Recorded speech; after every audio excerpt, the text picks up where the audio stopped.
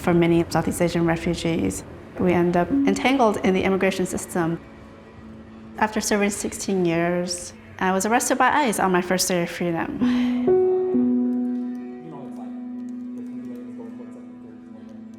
Although I was born in a Thailand refugee camp, Thailand does not recognize people of Cambodian origin as Thai citizens. So essentially they were going to send me back to a country I've never set foot in. I was born into violence as a child of refugee, whose family already experienced traumas from war, and that's carried on to me. We need to ask the question, how do we support survivors?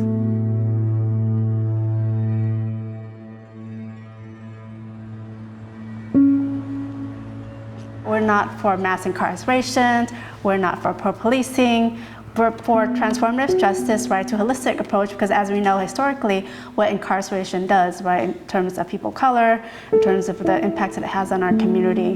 And the Asian Prison Support Committee is an organization working to end mass incarceration and detention and deportation of our communities. Community activism, organizing is a form of collective healing. That's how we build power. That's how we heal each other. Then you're going to raise both of your arms up high. You're going to do a big inhale, then exhale slowly. Let's just do that. The power that we possess is really in our relationships with each other. I feel we are really tied to each other. My relationship with APSC started actually when I was in ICE detention. They wrote me, they came to my immigration hearings, and they also helped support it with my bond relief. But I realized my situation was not unique.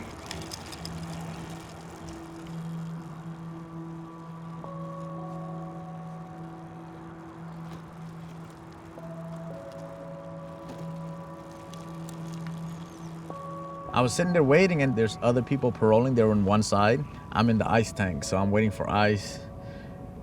They opened the doors like, hey, let's go. I was like, where I'm going? He's like, you're going to the bus station. I was like, man, I'm thinking I'm hallucinating. Am I hearing this right? I'm going to the bus station. He's like, you're going to the bus station. I was like, all right. And once I walk outside and I saw a CDC van instead of an ICE van. I remember just being in tears, knowing that that we actually won. Right? Yeah. That we won your freedom in a way because we worked so hard, especially when we were at San Quentin the days before, right? Yeah. We were at San Quentin doing the rally. Living under ICE detention for so long, because I knew I had a warrant since I started my term 23 years ago. And having that moment, I was like, how lucky am I? Other folks behind me deserve the same thing. Yeah. They all want it here in our community and not deported, so. Yeah, that's the love.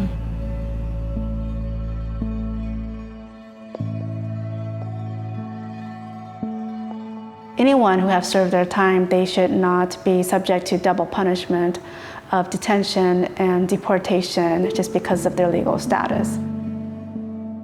Thank you so much, Ron. Okay. Good morning. Are we ready? Yes, we are. Ready? Anyone's healing, anybody's growth, anybody's transformation, anybody's success is really not isolated. We really have to work together. 3, 2, 1. I think as humans, we cannot do it alone. I know I couldn't.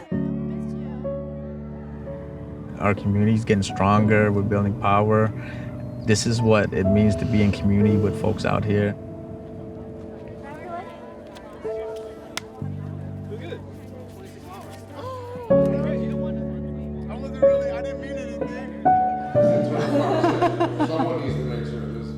Knowing that having people that loved for me, that care for me, my community that supported me, it really has transformed my life. For people like myself who wear many identities or come from backgrounds that's very complex, right? I am a 1.5 generation Cambodian American woman. I am a survivor of domestic violence. I'm a proud Khmer daughter of a genocide refugee survivor. That's how I identify myself.